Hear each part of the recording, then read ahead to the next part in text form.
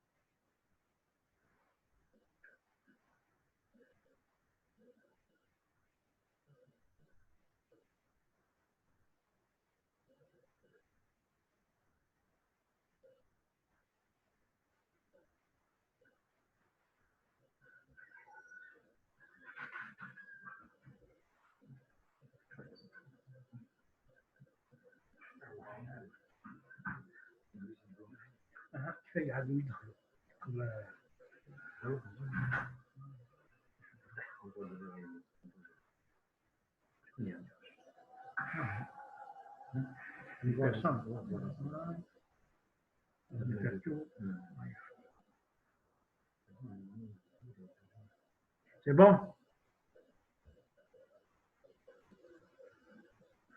Oui, c'est bon.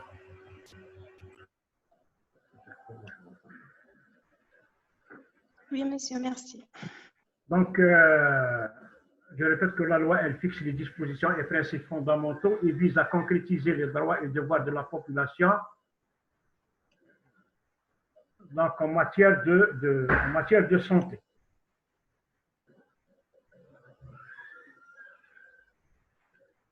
Elle a pour objet donc d'assurer la prévention. Donc le premier point fondamental, donc elle insiste sur la prévention. La prévention, donc c'est le premier point. Donc avant d'arriver au est-ce que les citoyens algériens tombent malades, donc la prévention, la protection, le maintien de rétablissement, le rétablissement et la promotion de la santé des personnes dans le respect de la dignité, de la liberté, de l'intégrité et de la vie privée, donc le respect de la personne humaine, donc sans distinction ni de race, ni de religion, ni d'idéologie politique, ni de conditions sociales. Donc tous les citoyens algériens doivent bénéficier donc des mêmes prestations donc sanitaires à l'échelle nationale. La protection et la promotion de la santé concourent au bien-être physique, mental et social de la personne, à son épanouissement au sein de la société et constitue un facteur essentiel du développement économique et social. En fait, chaque fois que le citoyen algérien est en bonne santé, donc il sera mieux rentable sur le plan donc, économique et social. Par contre, si donc, le citoyen algérien, si un citoyen algérien tombe malade, un fonctionnaire, ça veut dire que donc, il va bénéficier donc, des arrêts de travail. Donc l'effectif va diminuer sur le plan donc, de potentiel humain actif. Et donc, ça va être le genre d'une perte. C'est pour ça donc, il faut tout faire pour que les citoyens algériens puissent bénéficier d'un suivi médical de prévention et d'un suivi médical rigoureux pour qu'ils soient toujours donc, en bonne santé. Et de là, donc, ils seront donc, beaucoup plus donc, bénéfiques pour le développement économique et social donc, de la société algérienne. Donc, les objectifs, c'est donc l'accès aux soins. On a dit au milieu public, donc il est gratuit. Donc, logiquement, il n'y a pas de sélection. Les citoyens algériens puissent accéder aux soins dans n'importe quelle structure de santé. Donc, la garantie, donc il y a une garantie. Donc, la continuité des prestations sanitaires, donc, elle doit être assurée donc, au milieu donc, service public, que ce soit donc, au milieu donc, privé ou essentiellement au milieu public. Donc, les activités de santé s'appuient sur les principes de la hiérarchisation et de complémentarité des activités de prévention, des soins et de réadaptation des différentes structures et les établissements de santé.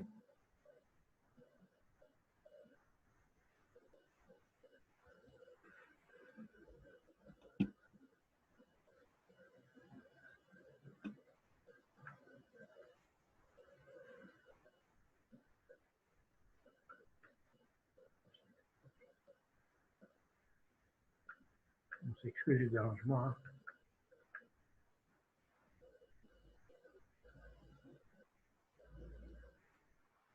Le système national de santé s'appuie sur un secteur public fort. Cela n'empêche pas qu'il devrait y avoir une complémentarité entre le secteur public et le secteur privé, parce que l'objectif final, c'est quoi? C'est donc la prise en charge de qualité donc pour le citoyen algérien. Donc les deux secteurs doivent travailler ensemble pour améliorer l'état de santé donc, de la population d'une façon ou d'une manière générale. Le système national de santé vise la prise en charge des besoins de la population en matière de santé de manière globale, cohérente et continue. Quand même, il y a des programmes de santé qui sont cohérents, qui sont établis par des experts en la matière, donc à l'échelle nationale, et tout citoyen algérien à l'échelle nationale doit donc bénéficier des mêmes prestations donc, des soins. Est-ce que vous m'entendez? Est-ce que vous m'entendez? Oui, Hakim. Oui, Hakim. Autre point, la protection et la promotion de la santé ont pour but d'assurer la protection du consommateur, de l'environnement, de l'hygiène et la salubrité du milieu et du cadre de vie et de travail. Qu'est-ce que ça veut dire? Donc, ça c'est pour tout citoyen algérien, donc l'environnement doit être adéquat. Sinon, si l'environnement est pollué, certainement, donc l'hygiène défectueuse, ça veut dire que le citoyen algérien va tomber donc malade. Et quand le citoyen algérien tombe malade, donc ça veut dire que donc il y a des dépenses sanitaires importantes et donc qui ont un effet négatif sur l'économie nationale. C'est pour ça donc quand on parle de plan donc santé, c'est pas uniquement la santé physique. Donc c'est un tout, la santé physique, mentale, un environnement propre, la matière donc le consommer doit être donc correct, répondre aux mesures hygiéniques donc, et sanitaires et de sécurité, d'accord, pour que donc, la rentabilité donc, sur le plan travail donc, du citoyen algérien doit être bénéfique.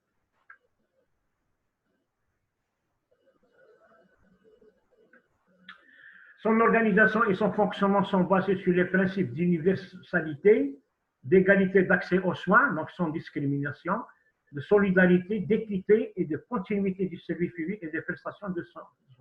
Donc, il y a ainsi, donc, qui dit donc système national de santé, il y a une solidarité entre les professionnels de santé, il y a une solidarité entre les gestionnaires de santé, d'accord. Il y a un accès de soins qui doit être égal à l'ensemble donc des professionnels, à l'ensemble des citoyens algériens, sans discrimination de sexe, de religion ou d'idéologie politique. Donc, tous les moyens de santé doivent être mis à la disposition de la population, doivent être au bénéfice donc, de tous les citoyens algériens, quelle que soit donc l'origine ou donc quel que soit donc le siège de ce citoyen algérien. Donc, c'est à l'ensemble du territoire national. On va parler de quelques donc les obligations de l'État en matière de santé, mais c'est brièvement. Donc, c'est pour ça qu'il faut donc télécharger donc, cette nouvelle loi de santé et il faut la décortiquer à tête reposée. Donc, parmi donc, le premier point dans l'obligation de l'État en matière de santé, l'État œuvre à tous les niveaux à la concrétisation du droit à la santé comme droit fondamental de l'être humain. Donc, c'est un problème, donc c'est constitutionnel, à travers l'extension du secteur public pour une couverture sur l'ensemble du territoire national. C'est-à-dire, donc il faut que l'État doit s'investir beaucoup plus dans le secteur public pour que ce secteur public doit couvrir donc l'ensemble du territoire national et donc le citoyen algérien quand il tombe malade. Donc, il va trouver, donc, il doit trouver donc, tous les moyens, donc, soit donc, des salles de soins, soit des centres de santé, soit des polycliniques, soit des hôpitaux, à n'importe quel endroit du territoire national. Donc, l'accès doit être facile et direct. Deuxième point, ça aussi c'est dans la Constitution, l'État assure la gratuité des soins. Et l'accès, donc cette gratuité, donc elle est pour tous les citoyens algériens et c'est l'ensemble du territoire national. Donc l'accès, donc la gratuité des soins, bien sûr, dans le secteur public et non pas dans le secteur privé.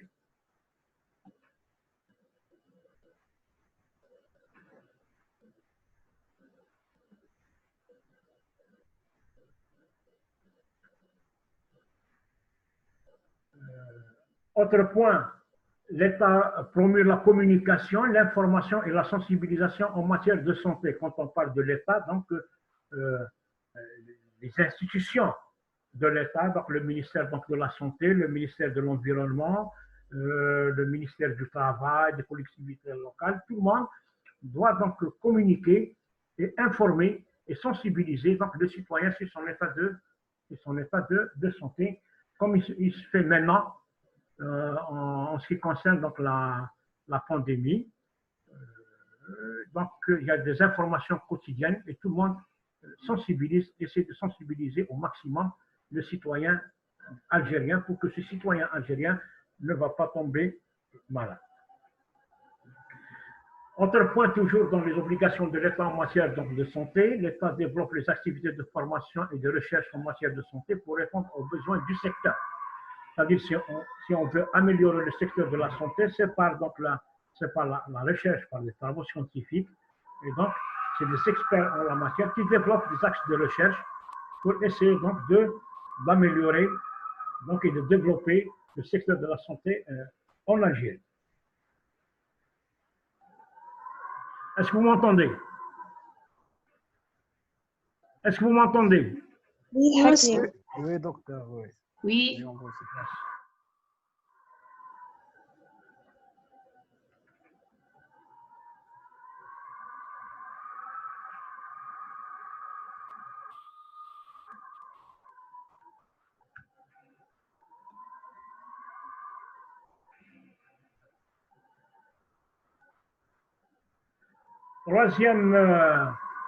Troisième point, dans cette nouvelle loi de santé, les droits et obligations.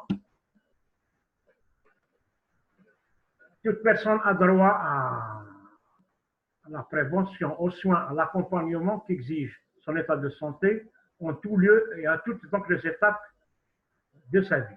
On a dit que le premier point primordial, c'est de la prévention. Donc, tout citoyen algérien doit bénéficier donc, des moyens préventifs, c'est de la prévention, sur mon faire un dépistage, donc c'est pour tous les citoyens algériens, donc de la prévention. Donc, si le citoyen algérien, donc il tombe malade, donc il doit bénéficier donc d'une prise en charge médicale adéquate, convenable dans n'importe quel lieu, c'est pas au milieu, donc, au milieu public, soit chez un médecin généraliste, soit un spécialiste. Donc, il doit bénéficier de tous les moyens d'exploration éventuelle, de diagnostic. Il doit bénéficier aussi donc, des prescriptions médicamenteuses convenables en fonction donc, des diagnostics posés. Donc, dès la naissance, d'ailleurs, on commence par la vaccination. Au milieu du travail, donc, il s'agit d'un employé donc, au milieu de l'hôpital. Donc, il y a des contrôles médicaux réguliers donc, au milieu du travail, jusqu'à donc, à la sortie de la retraite. Et quand il sort à la retraite, donc, cet homme malade il doit bénéficier aussi d'une prise en charge médicale adéquate. Aucun motif de quelque nature que ce soit ne peut faire obstacle à l'accès du citoyen aux soins dans les structures et les établissements de santé, notamment en cas d'urgence. Du moment où on part du principe qu'il n'y a pas donc, de discrimination, donc les structures de santé sont mises à la disposition de tous les citoyens algériens. Et en cas d'urgence, le malade peut être pris en charge dans n'importe quelle structure étatique.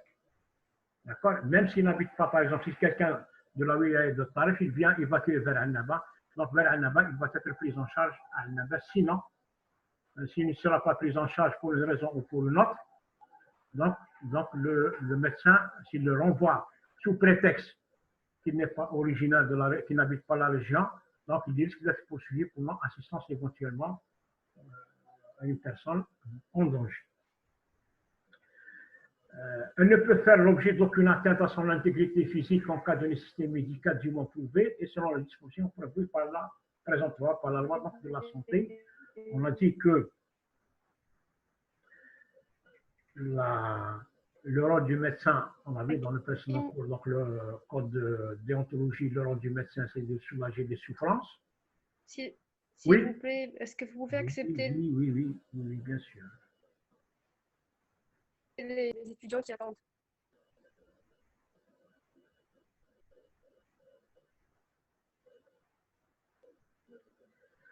Donc, aucune intégrité physique non justifiée, elle est condamnable. D'accord? Quand on dit l'intégrité physique, vous savez très bien que le médecin n'a pas le droit donc de toucher en dehors de l'urgence, de toucher son malade sans avoir au préalable obtenu son consentement. Une fois qu'on obtient le consentement, on va agir dans l'intérêt du malade. Quand mon acte est justifié, je fais une injection, ça ne devient pas une atteinte à l'intégrité physique. Donc, j'interviens dans le cas, c'est justifié, c'est nécessaire, c'est indispensable, c'est dans l'intérêt du malade. Tout acte qui sort de ce cadre-là, donc le malade peut se retourner contre le médecin et le poursuivre pour violence physique.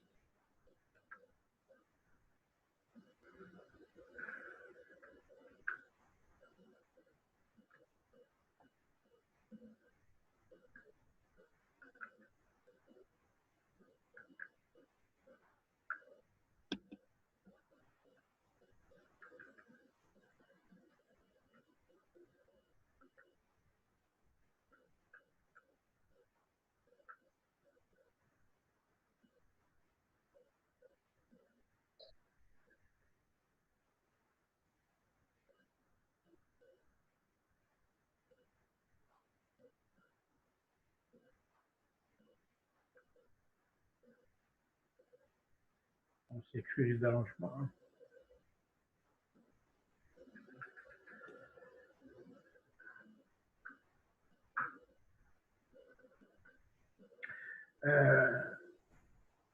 Logiquement, le médecin, et ce qu'on appelle donc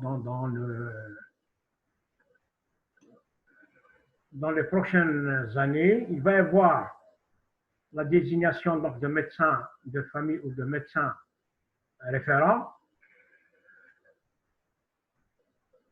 Donc, donc le malade, quand il tombe, la personne quand elle tombe malade, elle va aller directement chez ce médecin référent qui est généralement le médecin généraliste.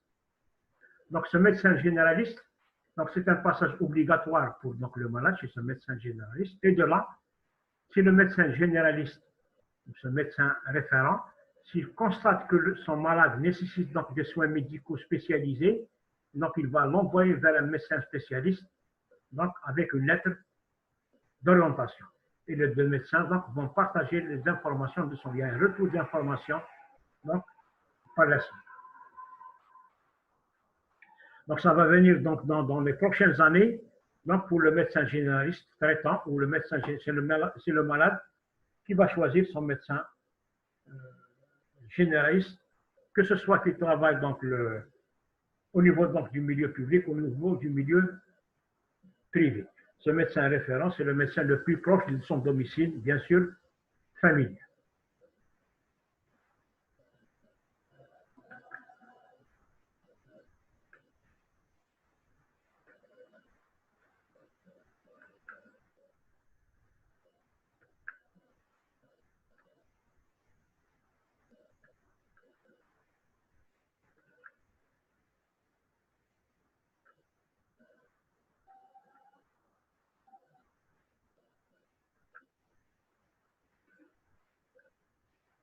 Toute personne doit être informée sur son état de santé, sur les soins qu'elle nécessite et les risques qu'elle encourt. On a vu dans le code déontologique que l'information, elle est capitale. En fait, le malade ne peut pas, il a le droit de ne pas consentir avec son médecin s'il n'a pas été suffisamment informé ou s'il n'a pas été informé du tout. D'accord? Donc, l'acte de soin doit être justifié. Il est dans l'intérêt exclusif du malade. Et le médecin ne doit pas, ne pas encore causer un second dommage pour son malade. Il y a sans risque. Il agit dans l'intérêt de son malade. Les droits des personnes mineures ou incapables sont exercés par les parents ou le représentant légal. Vous savez très bien que en dehors de l'urgence, le médecin n'a pas le droit de prendre en charge un mineur ou un incapable majeur sans la présence donc, des tuteurs légaux. Donc ce sont les parents et les tuteurs légaux sont bien définis par la loi. Sauf dans certaines situations pour les médecins de l'hygiène scolaire, donc ils deviennent, du fait de leur profession, donc les tuteurs légaux donc, de nos enfants scolarisés, et donc ils prennent en charge correctement,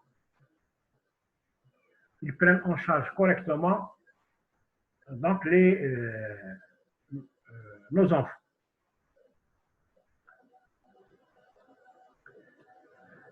Toute personne a droit au respect de sa vie privée ainsi qu'au secret des informations médicales la concernant, exception faite des cas prévus expressément par la loi. On a dit ça on a vu ça dans le code de déontologie. Le respect des informations, on a dit que le seul détenteur du secret est le malade et uniquement le malade. Le médecin ne doit pas s'immiscer dans les affaires de famille. Il faut respecter la vie privée donc, du malade. Et le médecin est tenu de faire respecter les secrets de ces malades par les membres qui travaillent sur sa responsabilité, les secrétaires, les autres personnels de santé, parce que ce sont des personnes qui manipulent généralement les dossiers médicaux, donc les certificats médicaux, les comptes rendus d'exploration, etc. Donc, ce secret, parfois, il est violé et violé légalement par la loi en cas de réquisition, en cas de décès, en cas de maladie professionnelle, etc. Le secret médical couvre l'ensemble des informations parvenues à la connaissance des professionnels de santé. C'est un secret qui est strict, c'est un secret qui est absolu, couvre tout donc ce que le médecin a compris, a vu, a entendu. Le secret médical peut être levé par la juridiction compétente, on a dit en cas de réquisition ou bien en cas parfois de témoignage du médecin en cas de procès. Il peut être également levé pour les mineurs et les incapables à la demande du conjoint, du père, de la mère ou de représentant légal. Donc, on informe, si on veut divulguer des informations sur le mineur, malade bien sûr, donc le médecin doit avoir l'autorisation au préalable donc, de son tuteur des parents ou de son tuteur légal.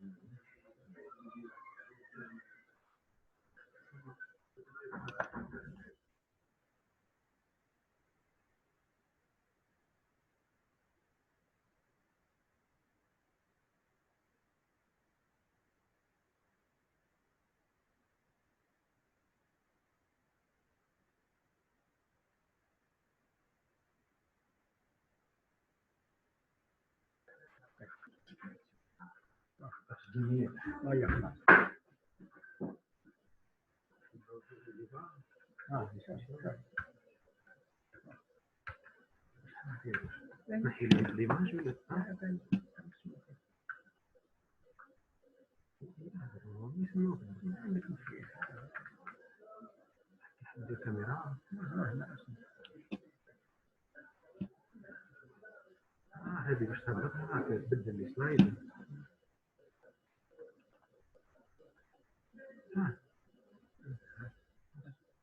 وين وصلت؟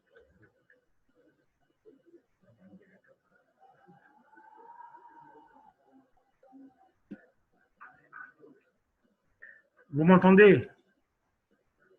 Vous m'entendez? Oui, Hakim. Alors, on passe au quatrième chapitre, protection et prévention en santé.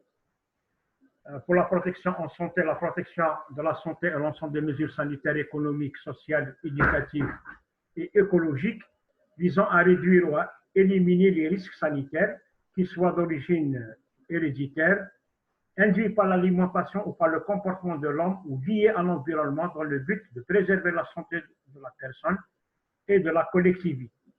Les programmes de protection de la santé sont nationaux, régionaux et locaux. Ils sont à la charge de l'État et bénéficient des moyens financiers nécessaires à leur réalisation. Donc, ce sont des programmes de santé, soit un programme local, régional ou national.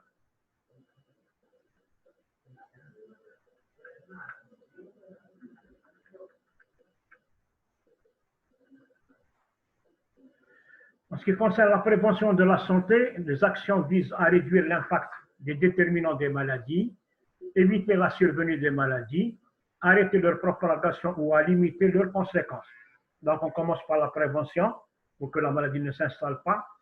Si la maladie s'installe, donc il faut tout faire pour qu'elle ne s'aggrave pas, pour qu'elle ne s'enquiste pas, etc.